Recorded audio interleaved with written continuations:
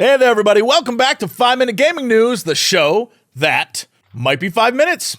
Today in the news, we've got something a little bit crazy. From Software and Bandai Namco announced that they were shutting down temporarily the servers for Dark Souls Remastered 2 and 3 due to some online services issue. They haven't really said much, but many people suspect that this relates to a Reddit post that was made this weekend about the fact that something is going on with Dark Souls and a possible back-end hack that players can go into your game and then take control of your computer. On the Elden Ring subreddit, a post was made announcing that an RCE remote code execution could be found in the games. This would allow a malicious hacker to invade your game and then invade your PC and pretty much do whatever they want. Steal files, activate malware, even brick the whole thing. That's pretty wild, right? Well, for this next part, I tried to confirm the veracity of it.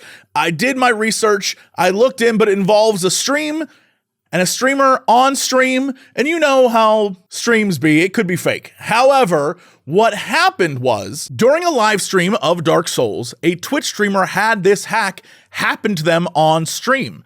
But like I said, anything on stream, it could be a goof, it could be fake, but the video appears to be someone crashing the player's game, then a bot reads a long text message about the player and I think being carried and just like a random kind of crazy tirade. Obviously, this example is not as malicious as it could be, but it does show how the backdoor was used and how someone with a sinister intent could do the same. And if you're wondering why it was posted on the Elden Ring subreddit, it's because Elden Ring is using some of the same tech as these Dark Souls games, and so people were worried that this future title may have the same problems. Hopefully it's being looked at right now and it won't be an issue, but if it is, I'm sure I'll report to you in some update in the future, but I'll just keep a lookout for it and let you know if anything happens. In other news, here's a title you haven't heard from in a while. Fable. That's right, they're working on a Fable 4. The Fable game series has certainly had its ups and downs, been passed around to different hands over the years in an attempt to give it a comeback.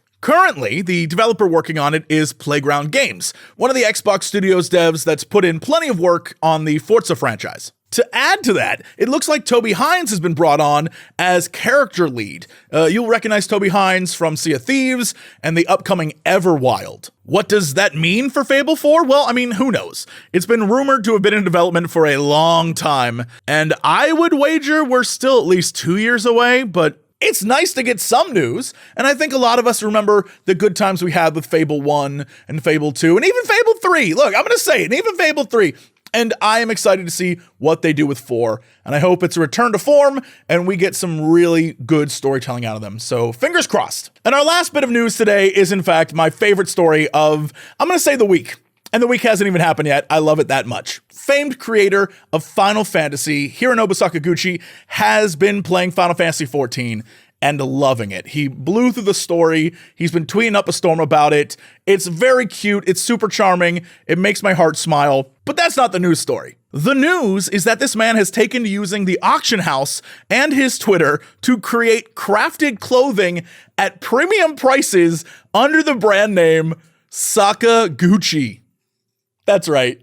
Players who are lucky enough to find his clothing online in the auction house can now buy something from the man himself, created in-game, made by him for in-game currency. His first line of clothing was a winter sweater, which he then took photos in-game with the people who bought the limited run, and then even did a boss trial with them afterwards. I don't know what to call this, but it feels like when I first heard about NFTs and everyone was like really excited about them, and I thought it was something cooler than it actually is, it's like on that level. It is somehow both endearingly sweet and hilariously capitalistic. And it's probably just because I'm a fanboy and I love Sakaguchi and I love Final Fantasy, especially Final Fantasy XIV, that I find this so charming and it's incredibly fun to follow. And it really truly is one of those stories that is just silly, right? It's the creator, one of the creators of what I would consider the modern JRPG, just like chilling out in the game and making bootleg knockoff sweaters and charging a fortune.